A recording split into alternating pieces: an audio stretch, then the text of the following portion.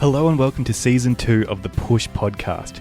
This is the podcast where we explore the real stories behind what makes entrepreneurs and business owners the successes they are today.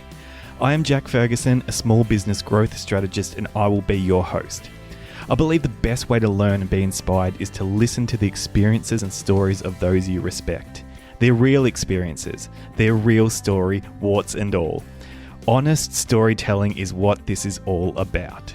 Show notes can be found at bethepush.com/podcast, and don't forget to hit subscribe wherever you are listening to this.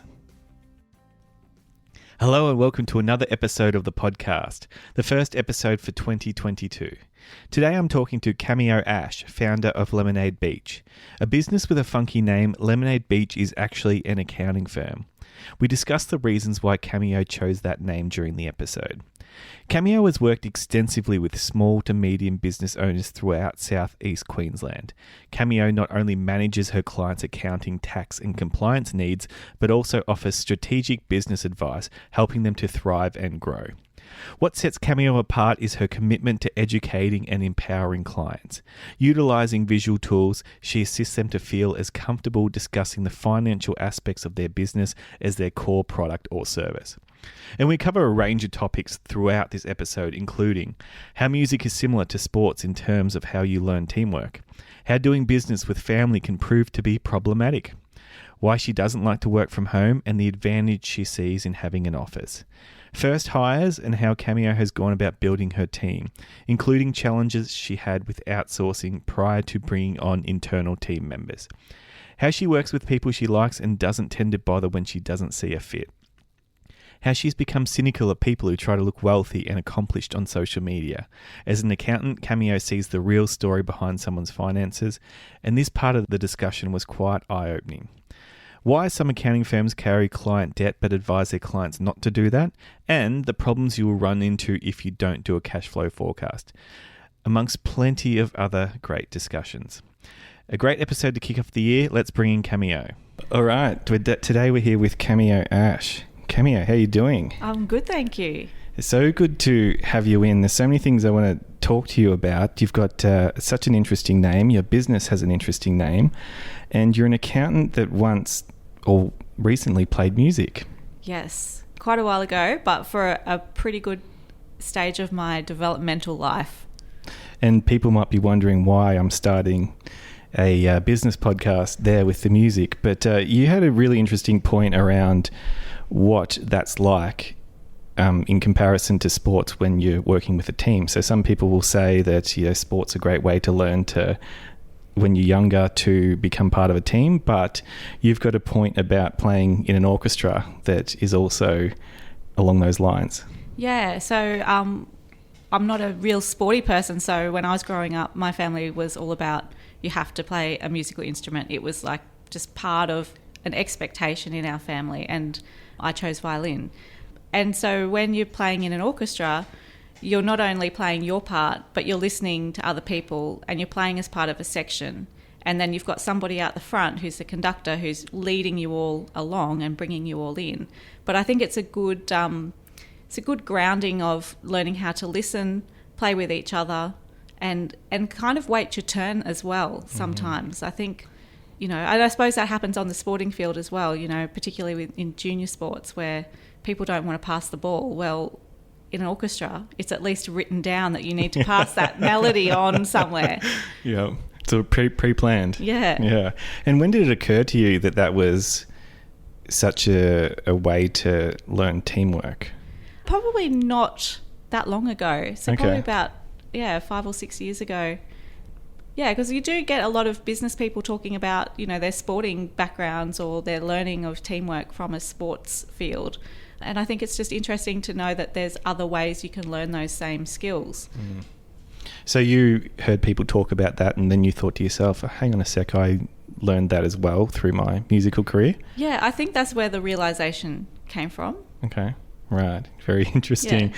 I love it. I played in a band myself when I was young, and you talk about that occurred to you 5 or 6 years ago. Well, this only occurred to me when I read it written down in your notes before recording this episode. So I thought about that too, and I just thought, yeah, that's completely right, that you do need to learn to be part of a team, and there kind of needs to be a leader. Like I was playing in rock bands, and someone needs to organise practice and get everyone on the same page. And thinking about it, I think I always liked music because it wasn't competitive. It felt like everyone was on the same team, whereas in sports, you are on a team, but you're playing against the team. Yeah, I think when you're playing together in music, it's not competitive, but there's still always, though, particularly in orchestral music, there's still those competitive personalities sometimes, those individual competitive personalities that want to be a soloist or they want to push something else. But they also know that when they're playing in that group, that they have to blend, they're part of the group. And for it to sound good, you actually don't want someone coming out louder than everybody else. It has to be a nice blend of sound. Love it. I could love that metaphor. But so interesting. Let's talk a bit about your business story. So you started a few years ago now, Lemonade Beach. Yeah, so Lemonade Beach came about in 2017. I was trading a few years before that with my sister as a business partner. We were Evolve Business Advisory at that time. And then we realised that there was a lot of Evolve accountants around all of Australia. So it was time to rebrand. How did everyone come to evolve all these different businesses? How'd they come to the same name? I do not know. Okay. I do not know. But, we're on the Gold Coast, and if you typed in Evolve accountants, or people were getting search returns for a business in Western Australia. So it was a little bit different, and we're like, we definitely need to rebrand. So, so Lemonade Beach came around because we wanted a brand that wasn't in the box of accounting, that gave us some growth opportunities in the future if we wanted to delve into different service offerings. And then the actual name itself came about. The lemonade is part of this entrepreneurship effectuation principle. One of the principles of that is this lemonade principle, which is make lemonade. If you've got a challenging situation, make it into an opportunity. And we wanted that mindset to permeate through the business with what we do with clients. And then it's the lemonade stand for, the very beginnings of business. A lot of people conjure up a lemonade stand in their mind. So that's where the lemonade came from. And then the beach is because we're on the Gold Coast. And then most people want to end up at the beach at the end of their business journey as well. Yeah. No, love it. It's got some funky branding as well for an accounting firm. Yeah, it's we actually had a client do our branding for us. And she sent us a few different concepts, and the one we went with was her quirky one, and she was quite happy that we went with the quirky one. So, yeah, I think it's nice to be a little bit different and stand out rather than blend in with all the other accountants around the place.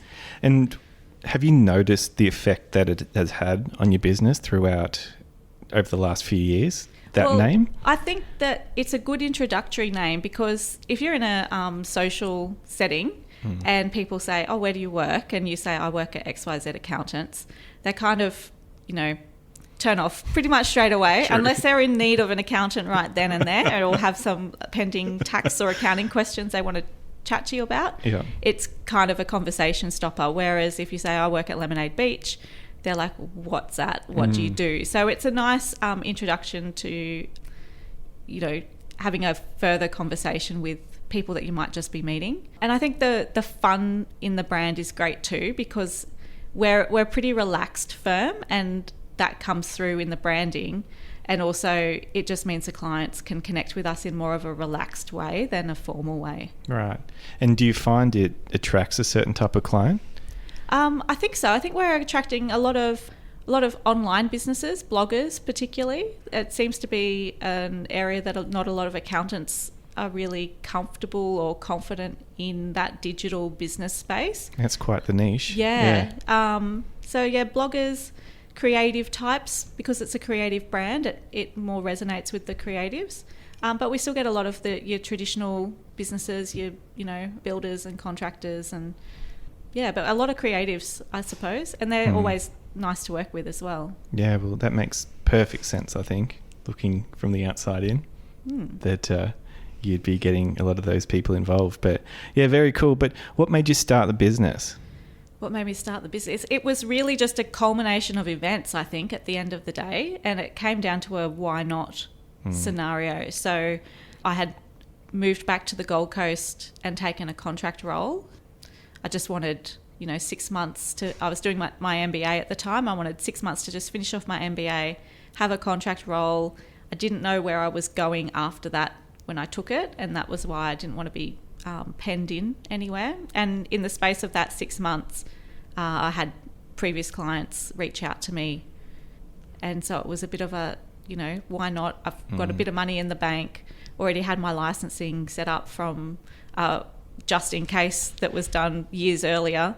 So it was just kind of, have a go and see where we end up. Yeah. And it's always nice to have a couple of clients to start off with, right? Yeah, that was good. Like, it wasn't a huge amount of clients. There was 2. It is something though. But I knew I could get through, build on that, and had some savings put aside as well. So awesome. Yeah. I remember a friend from uni about 12 months in saying, well, how's it going? And I'm like, well, I've paid the mortgage for 12 months and I'm pretty happy. So we'll just keep going. Right. And so looking back now from starting to the present day, was it what you expected? What's happened? The journey? I don't think anything's ever exactly as you expect. I think I went in with my eyes open. I think I went in knowing what would be difficult, and knowing that I had worked as like a team leader or a manager in an accounting firm before, and I had started doing the business development side, but that in itself, I had moved back to the coast, didn't have a really good network. So building networks again and knowing where to spend your time, I think, when you're in that business development stage is really tricky. There's always lots of events. So we're going back before COVID where we had face-to-face events.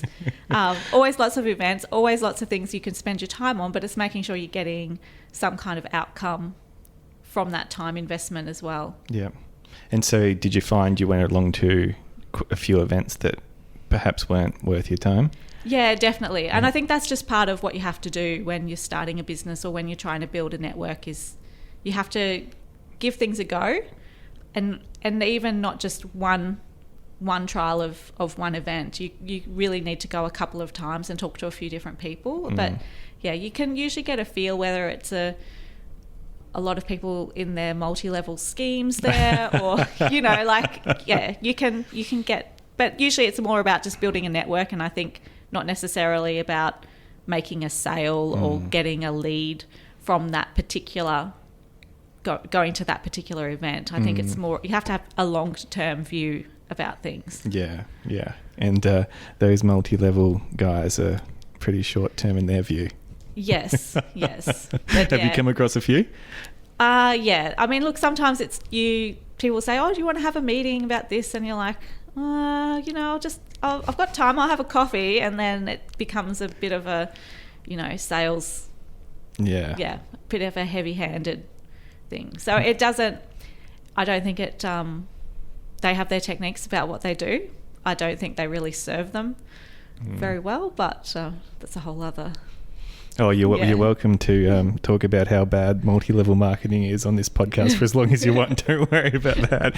But so I do know that something significant happened towards the start of the business though, right? Before you rebranded. Yeah. So when I started the business, my sister, who's also an accountant, started the business with me. So she was at a stage in her career where she was a bit frustrated with where she was at and wanted to start something else. So we were both on the same page as to like, well, what are you wanting to do? What am I wanting to do? And it made sense at the time to do it together. So that's what we did. And about 18 months in, just as we were doing the rebrand, it just became apparent we were on different wavelengths with where we thought things were going or how we thought the business should run. And it was not an enjoyable time. So she ended up exiting the business towards the end of 2017. So we had about 6 months of quite, not nice environment. So at the time we were working from her house. So that's awkward. So I pretty quickly went and got a co-work space office up the road just to have a bit of separation. But basically we just couldn't communicate, and it fell through and it permeated through through the family. Being sisters, it's tricky to separate that from everything else in your life.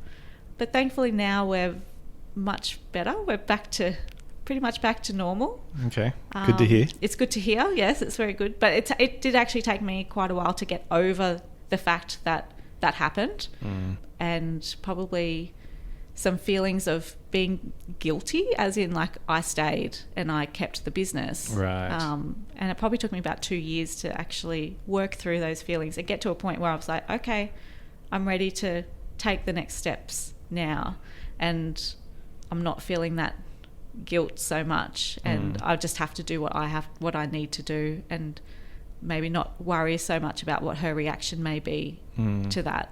And I think a lot of the time going through that, a lot of the stuff's in our own minds and in our own heads. Like we're making assumptions of how we think somebody else is feeling or may feel or may react to an event, and that's holding us back. And in the reality was, particularly more recently, she's very much a supportive and a cheerleader of me. So it's like, you'd have to get through those times and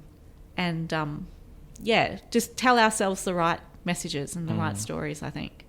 Love it. And not assume what other people are thinking. I love that. Yeah, I'm super guilty of that and have been for a long time. I think I'm getting a bit better. But I think it happens all the time. You'll get an email from somebody and you're like, and you make this huge big issue out of it, and then you give them a phone call and it's a non-event. It's so I think the quicker you communicate, the better in those circumstances.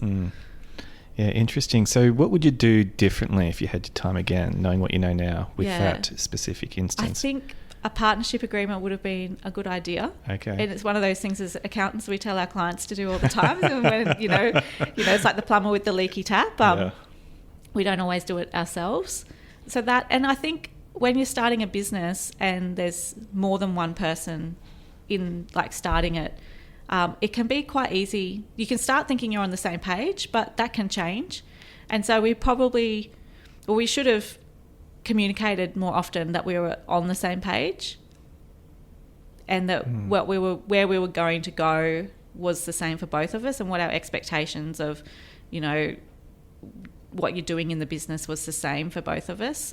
And I think, when you're starting out, you're doing all the other things, and those things, you're just making assumptions again about those things. And again, it's just having those conversations. Yeah, like when you say getting that agreement in place too, I'm a believer that sometimes the process you go through to get that agreement in place is more valuable than the actual agreement itself. Yeah, I think so. Yeah. It's because it forces you to have those conversations, and you want to have those before you go to the solicitor and get it drawn up, because that's going to save you money in the long run. So yeah, cool. Yeah, right. And so, but it hasn't been all bad the whole time. You've moved into premises after that. That was significant for you, I understand. Yeah. So we had always worked either from a home office or from a co-work space. And the co-work space I was working from, the bloke that was running that had gone back to employment, and we knew that he wasn't going to renew the lease and it was coming up. So I decided to look for my own premises, and I have a bit of a tick box of where premises have to be. I have to be somewhere near nature because I like to get out and go for a walk. Yeah. So I found these premises one street back from the beach at Coolangatta, and just good layout, good fit out, and so moved there. And I think it just legitimizes your business. It's still, these days, particularly in professional services, we can do everything online because we're very cloud-based, but having an office front just gives that little bit more legitimacy to your business. And I think it then spurs you to work a little bit harder and set a few more goals, because you also know that you can bring people on board and you're going to have desks for them to sit at, and that sets you up for growth. Yeah, it's like you're almost committing to the growth a little bit by doing it. Yeah, that's right. Yeah, it's interesting at this time when so many people have tried the work from home thing now. And I'm personally hearing a lot of people going back to the office. Yeah. I've never been a work from home person because I like to separate my work and my home life. And so I've always had to have somewhere to go, and I've always treated it, even though you're your own boss, treating it as like, well, I still have to be in the office between this time and this time. I still have to be working.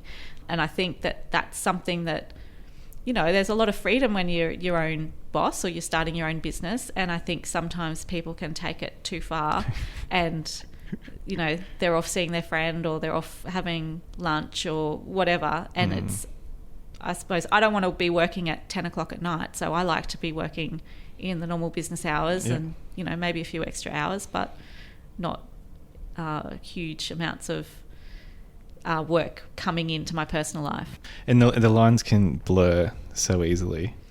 Yeah, having that stuff at home. Did you have to work from home during COVID at all? No, because I had the office. Oh, right. And I was the only body there for the first year. Yeah. So I'm like, well, it's just as easy for me to work at the office than work at home. Right. A bit better internet, nicer workspace.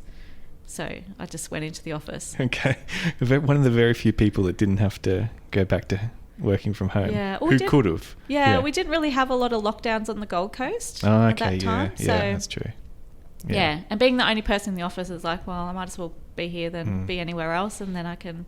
It doesn't make a difference, jump across the road to the beach and, you know, jump back again, so it was good. Yeah.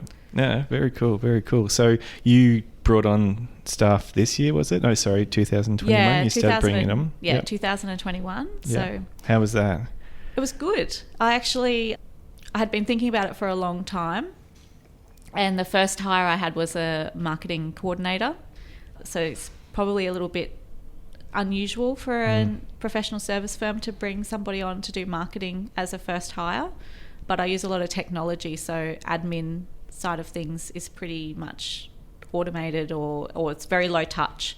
So it didn't make sense to bring somebody on just with administration skills. So I hired a marketing coordinator in February, and I used a HR consultant to help me with that. So I actually got all of the policies and procedures in place and contracts in place, and they helped me with the ad writing and, you know, first round interviews, and they did all the feedback of the people that weren't successful, which is a really nice thing to not have to do yourself. And so we were able to move really quickly, and I picked up a lady who was returning to work from having her family. So really good, qualified, experienced people.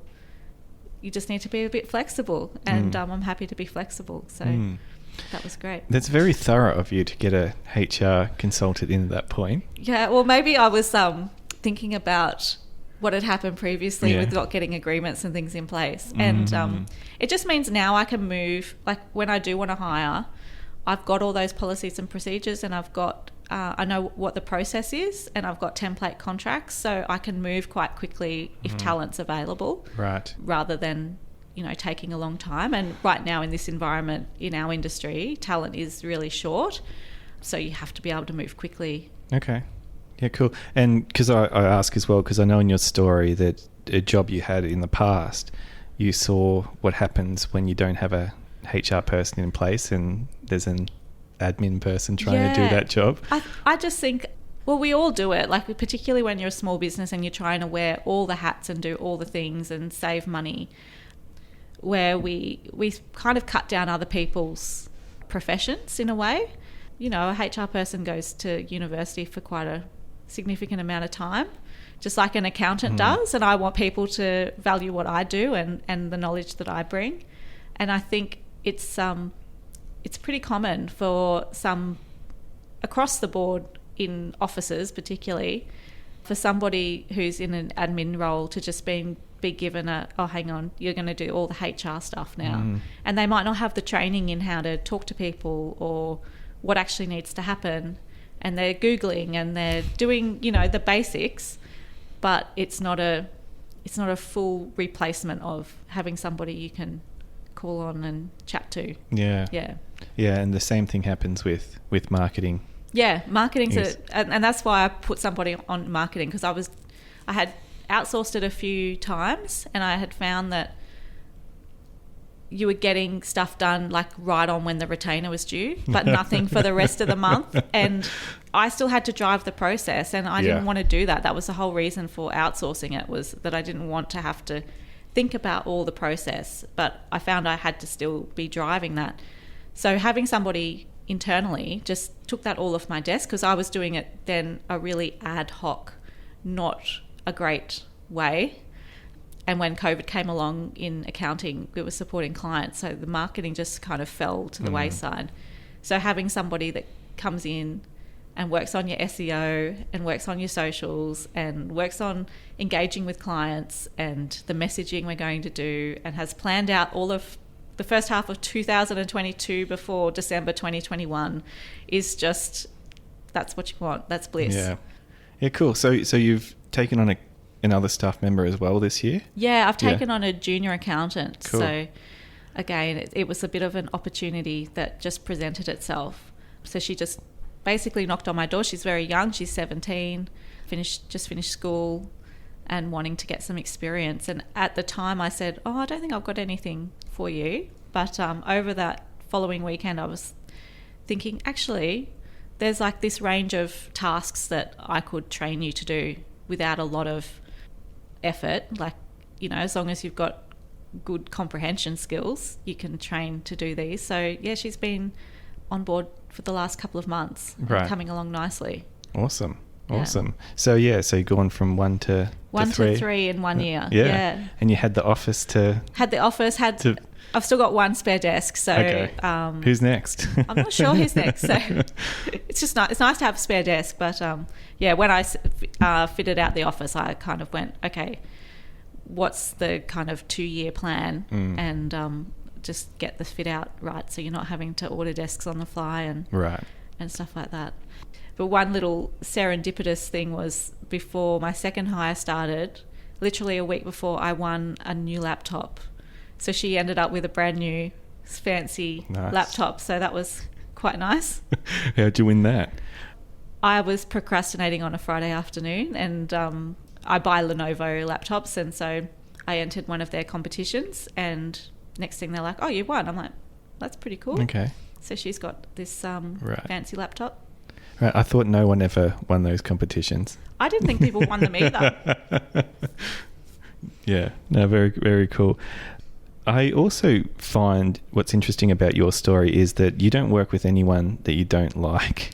That's pretty rare for a small business as well. Well, I just think I started the business with 2 clients, and the beauty of that is that you can choose who you work for. And I think everybody in their work life has had to work with clients that they haven't necessarily gelled with, or they haven't necessarily liked the way they communicate with them. And I thought, well, I don't want to work with those sorts of people, and I don't want my staff to have to work with those sorts of people either. So it's just being selective about, who you work with, and that means you have slower growth, but it's a much more enjoyable experience. It's sustainable growth though, right? Because if they like you, they're more likely to refer you, and you're more likely to keep working with them. And most of the people they refer are people similar to them. So you're getting good referrals of people that you're going to gel with and you're going to work well with as well. Yeah. No, I love it.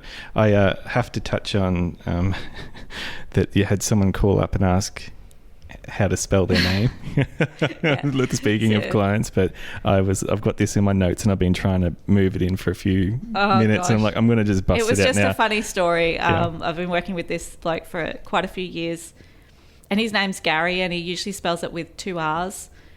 And he was getting some documentation together, and he's like, do you know how I spell my name? I'm like, I'm pretty sure it's 2 R's. I hope it is. That's what the tax office has. It was 2 R's at the end, but yeah, it was a bit interesting to have someone say, how do I spell my name? So he didn't know how to spell his name? He wasn't sure. He was trying to get some legal documents. Okay. And I think he was trying to get a copy of his birth certificate. And I'm like, you've always spelt it with 2 R's. He's like, yeah. Oh, I asked my mum. She reckons it's 2 R's, but she's not sure. So it was just one of those. Wow. Yeah. Okay. Random. So you went with 2 R's though? Yeah, it was 2 R's. I'm like, well, that's what all of the legal connections that I have, like, you know, ASIC and the ATO, everything I've got has your name spelt with 2 R's. Okay. So I'm like, I hope it's right, because otherwise we're going to have to go and update all of that. Yeah. Okay, cool. And what about what you've seen over your career with regards to clients? I'm really interested in, you talk about that some people will do the flashy car and do all this type of thing, but behind the scenes they owe money to the ATO and staff and whatnot. I've got a few questions on this, but what's your thoughts on that? In public practice accounting, we see a fair bit of a client's situation, and I just think it makes us a bit of a cynic sometimes. Like, I know I can be quite cynical about things, but I think part of it is because you see people putting out a particular lifestyle or persona, but because you know what their underlying financial situation is, you kind of just, you kind of take everything with a grain of salt, I think. The lifestyle that people put out there.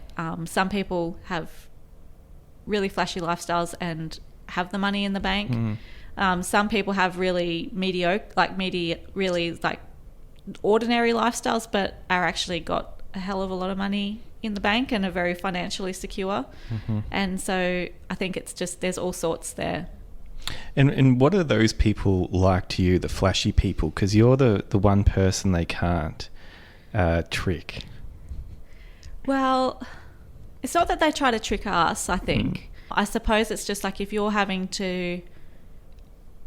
I suppose it's that finding that sympathy sometimes and that empathy for them, in that sometimes it isn't there because you do know the underlying circumstance, and you might know that they owe X amount to the tax office, but they've just bought a new BMW that they really didn't need to buy, or they haven't paid their staff super and they've just gone on a $20,000 holiday, and they're trying to get sympathy from you, and you're kind of more like just the truth teller of, hang on, like you knew you had this obligation and then you went and did that, so now we need to deal with this. Yeah. How does that go down? Well, I don't have clients like that anymore. No, not anymore, but when you did happen. Well, it doesn't go down very well, I don't think. because those people, they most of them have this inherent belief that they deserve that. They work hard, they deserve that new car. They work hard, they deserve that luxury holiday. And they don't necessarily connect that their staff might work hard, or that they have an obligation to pay tax, or that they have an obligation to pay their suppliers that are also working hard. So, it's that inability to connect the dots sometimes. Yeah, that's an interesting thing to think, that because they work hard, what, is no one else working hard? Or I'm bringing it up because I've seen it a lot in my past, where people buy the pool but they won't pay their staff, and that's with the staff, I'm of the opinion that's when it's really terrible. With the ATO, it's not great, don't do it for anyone listening, but the staff, I have a real... It can be more manageable with like the tax office, I think, and they're going to come after you if you're a serial non-payer. They have their means, but I think looking after your staff is like number one, because at the end of the day, if you don't have staff, you usually don't have a business. They're an integral part of any business, so you don't want to not look after them. No, I'm just so fascinated by your ability as an accountant to see it for what it is, because there's a lot of people, even I'll do sometimes. You see someone flashing around Instagram and you think, I just don't buy that you really got a stable business. And then you might look up on the ABN lookup and it's a sole trader trying to claim they're doing millions in revenue. And I'm like, not sure if that would be the case. Yeah. And I mean, that's the other thing, is like a lot of time, particularly people that are selling things to aspirational business owners, is that they use metrics that don't always mean anything. So people will say, I've got a 7-figure business, and it's like, that's awesome, but what's your profit? Because, well, a really good example is you take the local service station, and they will sell millions of dollars of fuel, but their margin on fuel is tiny. Right. So they have a multi-7-figure business, but they might make $150,000 after they pay their staff and their rent and profit. So a service station makes their money out of generally tradies buying coffee milks. That's probably their main profit centre. Yeah, right. No, love it. I hope we are going back to profit as a focus over the next few years in business, because profit was a dirty word for a while, especially if in the startup scene. It's all revenue. Who cares if you're bleeding cash left, right, and centre? Yeah, but I don't know if it's people not wanting to show that end transparency of the profit, whereas people are quite comfortable saying what their sales figure is. True, but they're not always that comfortable telling people what they're actually taking home or what's what's left over in profit. So I think part of it's that transparency and the vulnerability that people don't want to necessarily put that out there. Yeah. Have you spent much time in the startup scene? Not like the capital raise startup scene. Yeah, that type of stuff. Yeah, tech and it's quite its own beast. That's all. It is, and there's the own kind of belief system within there too, I think. I'd agree with that. Yep. But as an accountant too, I want to hear about your business development journey. So when did you start doing business development before your business in your past career, and how did that come to be? Because that's not something that a lot of accountants will do. Yeah, so I moved back to Bundaberg in 2012 to my old workplace that I had been there about 12 months previously, and they were doing a big rebrand and adding new services, and my boss there asked me to come back and lead the accounting team. So I did that, but she was a new style accountant from, the early 2010s, like 2008, 2009. There was a guy around the place called Rob Nixon who was training. He decided that accountants were a good profit centre for him, and he was training accountants in a lot of sales techniques and like valuing your service techniques. So it was a different way of running an accounting firm, and I was privileged to be brought into that sphere and learn that. So when I went back to lead the accounting team, which had grown significantly, part of my role was to bring in clients, which not every accountant gets that opportunity to do. And so again, it would be mainly going to local events, and it's a small, I was in Bundaberg, so it's a small, hefty regional town, but it's small in comparison to Brisbane or a major regional centre. So everyone kind of gets to know everybody, and you start to get leads, and you start having the meetings, I suppose, is the first thing, is maybe not even bringing the leads into the office, but having those conversations as they come in, and knowing how to scope work and knowing what questions to ask and lead the prospect down a particular way. Yeah, so I did that.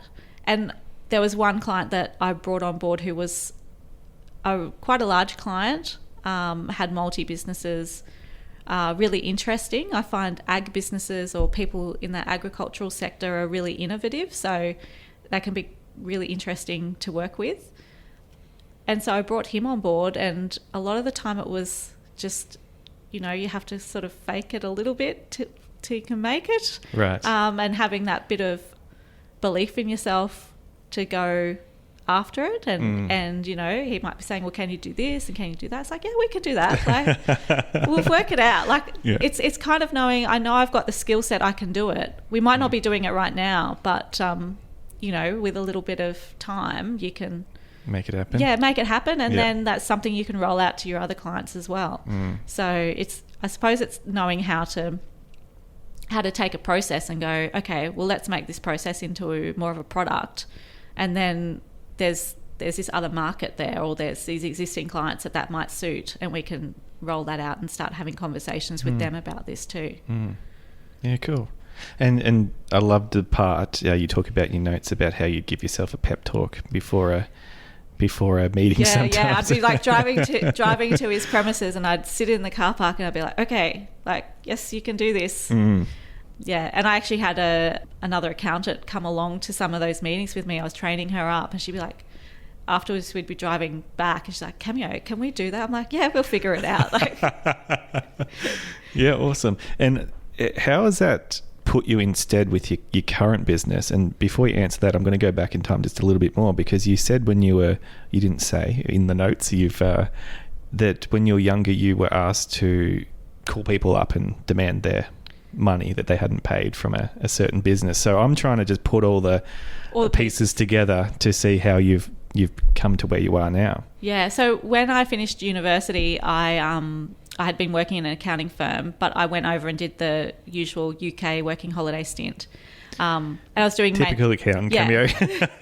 And I was doing, mainly temp roles, which ended up being mostly in credit control. And I was pretty shy, and so being put into a credit control role can be tricky. So you learn pretty quickly about all the little tricks that people play to get over, to delay paying, basically. Yeah. So I was working for company that was Technicolor. They did colouring on DVDs for big movie places, and they had about 5 clients, but 50 offices, because it might be DreamWorks, but they might be in France or Spain, so they were all clients. And so the first thing was, they'd always say, we haven't received the invoices. So and this was early 2000s, so email was there, but email wasn't as easy as it is now. So you had to fax the invoices. So you'd fax the invoices and you'd note down the day, and then the next 2 weeks later you'd call them, you still haven't paid. We haven't got the invoices. It's yeah, I faxed them on this date. Go back to, so you'd learn all the tricks. And then I was working for a telco company, and they had business clients, and it's a UK, so we're used to sort of London accents, which we can understand, but I was having to talk to people in the north of England, and I could not understand them, and I'm having to say, could you just slow down? I'm having troubles with your accent. And he's like, I can't help that. I'm like, I know you can't help that, but just bear with me, we'll get through it. So yeah, you just have to communicate and be a bit firm. And what did it do for your development? I think it just brought me out of my shell, and I think it helps you to ask for what you want, or rather than being on the back foot, because I was always a bit of a quiet person before that. So I'm still reasonably quiet, I would consider myself, but that's an interesting one, because it's your job to ask for that. And so we can go along throughout our lives a lot of the time and not have to ask for a lot of things, but that was your job to ask for stuff. Yeah, to get this list of clients that hadn't paid. And sometimes they might have been using a factoring company. So there's already a factoring company that has called them, and you're the last resort call.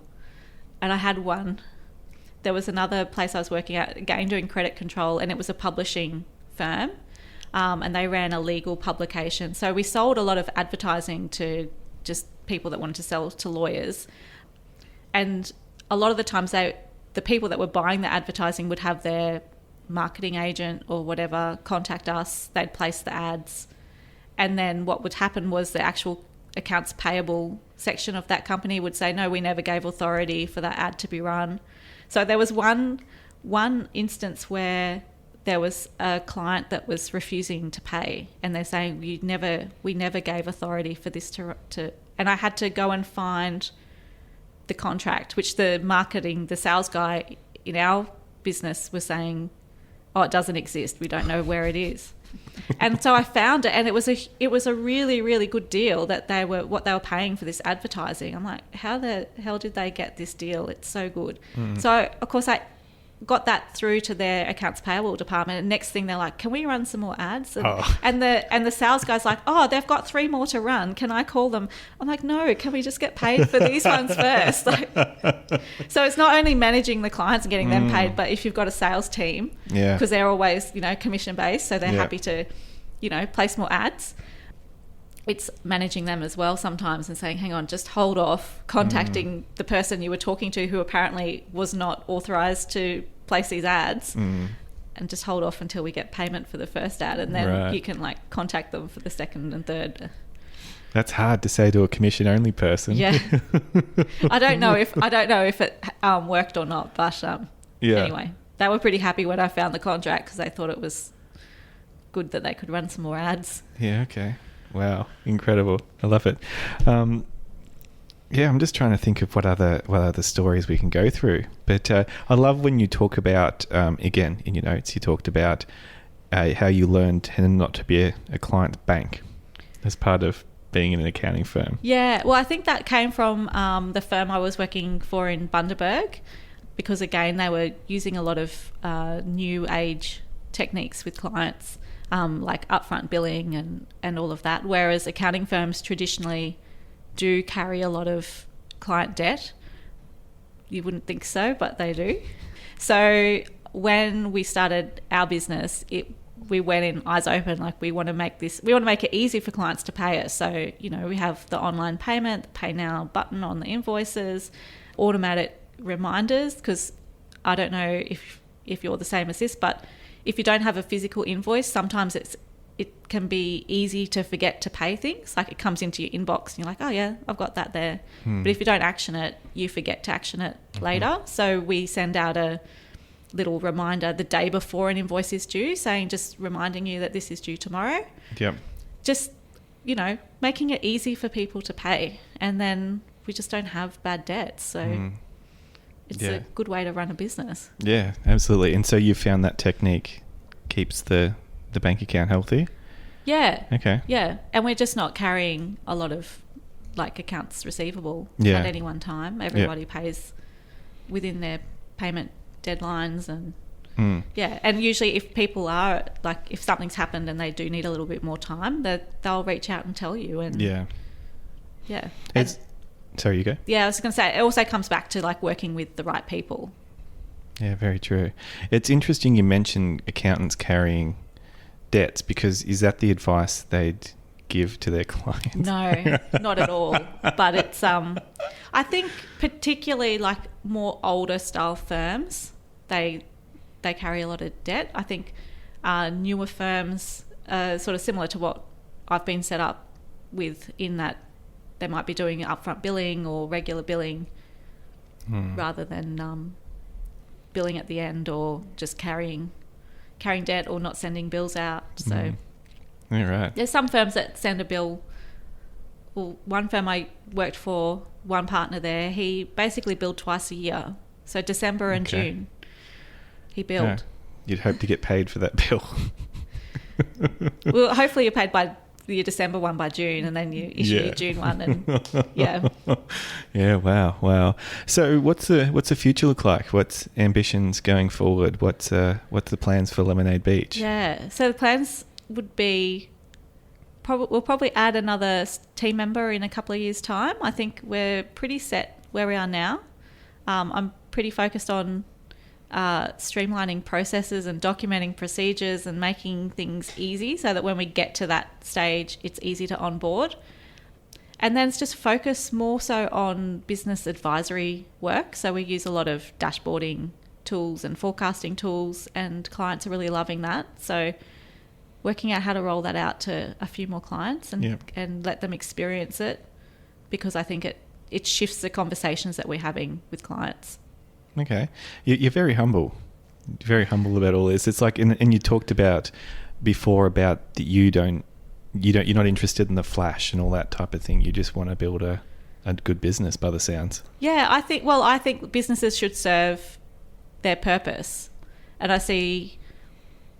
you see in particularly social media and people spruiking business advice or courses or whatever, this whole go for growth, and people are running themselves into the ground. And we've just had 2 years of a pandemic where people have worked tirelessly and dealt with change after change, and their mental health's probably not where it was in 2019. And I think it's good to work out what you want your business to deliver for you. And, for me, I don't want to work 60, 70 hours a week. I want to have that lifestyle balance. And if I can make a nice return and a good income and have a nice lifestyle and have time to enjoy it, then to me that's ticking the boxes. Yeah, cool. But what are you going to put on Instagram then?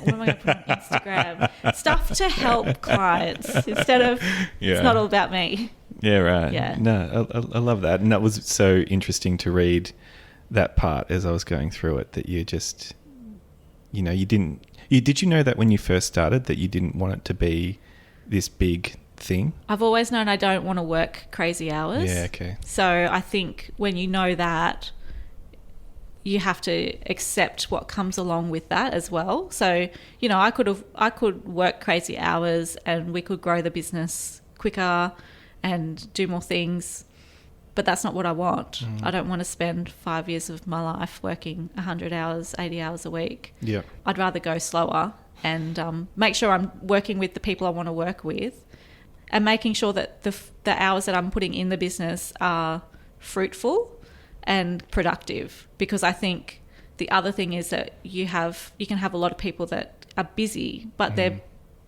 don't necessarily have any outcomes from their busyness. Mm-hmm. Yes, there's a few of them around, I think.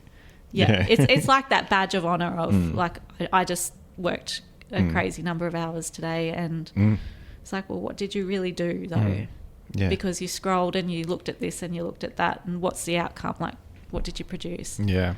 No, I love that. And as part of my work as a growth strategist, I encourage people usually to, if you want to grow as fast or as you sustainably can, as opposed to try and grow as fast as you can, because some people will end up with all these people that are cranky, like the customers aren't happy, and they start churning through them, and it can become a false economy pretty quickly too. Yeah. Well, it's really hard to keep your quality control when you're growing really fast, and particularly in like a knowledge industry, which is what accounting is. It's important for us to maintain our relationships with clients because then they share more with us. But it's important that we get the knowledge right as well. Yeah. And if you're growing too fast, something has to give. And it's like, to me, growth is really more of like a steps up. Like you have to prepare for the growth, and then you have the growth, and then you prepare for the growth, and then you have the growth. So it's resourcing and growing, and then resourcing and growing, because otherwise you're going to end up with quality issues. No, I love that. And because when you take that step up a bit too, you then kind of have to work out how that all works, and you'll have some teething issues there. Yeah. As opposed to if you just keep going up, you can never... It's hard to catch up. It is, yeah. And I think that it's just about that investing beforehand. And usually once you invest, then you make the growth happen because you've now got some other overhead that you're paying. Yeah. So it's, that seems to work. Cool. And so what advice would you have for someone listening in who's maybe a small business owner themselves, you're an accountant, that perhaps they don't hear from other accountants? Do you have something unusual or uncommon to share with people from the accounting point of view? I would just say spend some time on your cash flow forecasting. I just think it's like a real transformational piece if you can get that right, because it usually what happens is if you're forecasting, particularly if you're thinking you're going to grow and you're going to sell X amount of product or have X amount of clients come on board, when you do your cash flow forecasting, you will often see where the holes are.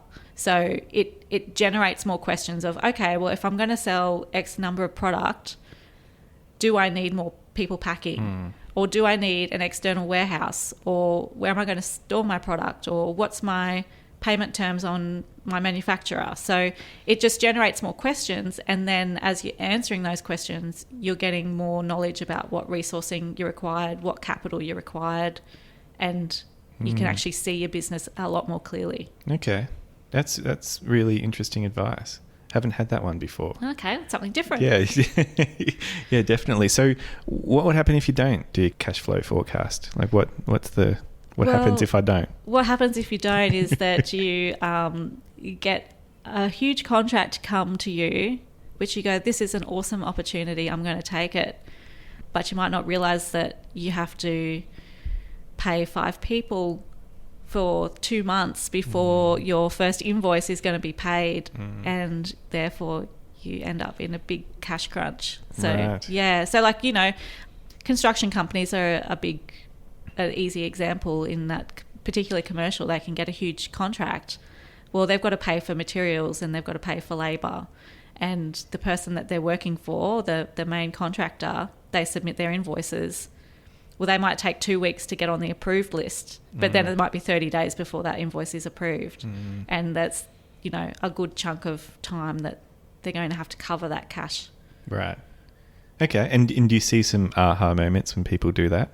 I think so, yeah. Yeah, okay. Yeah, because it makes it easy to see. And it's easy then to go, okay, well, you need some kind of funding facility. This is how much funding you're going to need. And then we can go out and help them secure that. Yeah, right. Love it. Thanks for sharing that with us. We will wrap up soon. It's been awesome to get to know you today, Cameo. But what I'm thinking for our last question would be, if someone's listening who's about to start their own business themselves, what would you say to them? What would I say to them? Contact an accountant, number one. Lemonade Beach. Yeah, but just more so, accountants will help you, step you through all the things you need to do, because starting a business, there's a lot of regulation around it, ABNs and tax file numbers and just structuring and getting bookkeeping software. So if you contact an accountant, they'll be able to help you figure out what to do. But the other thing is that accountants often have really good networks as well. So they can help you find a web developer, a brand strategist, a copywriter. That's a good point. Yeah. So, utilise their networks as well, rather than you having to, take a chance. Right. All right. Awesome. Well, great to get to know you today, Cameo. If someone wanted to get in touch with you or find Lemonade Beach, where's some of the places they should go? Yeah, so lemonadebeach.com is the website, and then I think our handle is Lemonade Beach AU on Instagram. Nice. And you'll find us. If you search Lemonade Beach, you will find us because we are a bit unique. You'll see Cameo on there with sports cars and the like, flashing around, right. driving around the Gold Coast on Instagram. Just joking, of course. But thank you so much for coming in and spending time today, Cameo. It's been a pleasure to hear your story and to get to know you. Thanks, Jack.